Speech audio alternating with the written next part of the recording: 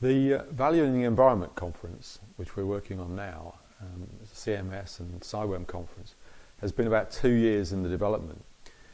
The idea for it came about from listening to the outcomes of a couple of conferences, one on the periodic review and one on the River Basin District planning process, and the concerns and unease about the way that economic decision support tools had been used. Now, the water sector was clearly leading the way on the use of these tools on a kind of massive scale. Hundreds of projects, measures and schemes were being tested by cost-effective analysis and cost-benefit analysis. And so what we thought we'd do was look at that process and those techniques and see what we could learn from the recent round of water planning.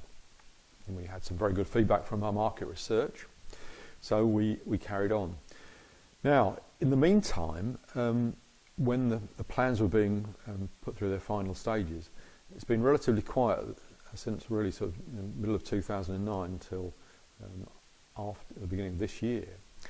What's happened is there seemed to be a lot of interest in ecosystem services as an approach that needed to be taken into account, not least because there was a concern that there was still not enough consideration being given to ecosystem services in the way that economic tools were actually recognising those services.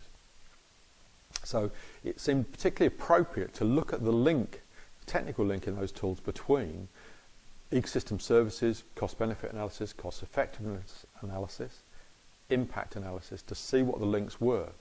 Now, various economists who are speaking at the conference tell me that there are a lot of common points between these techniques. And so one of the things we're going to be doing at the conference is exploring the links between these techniques to see whether,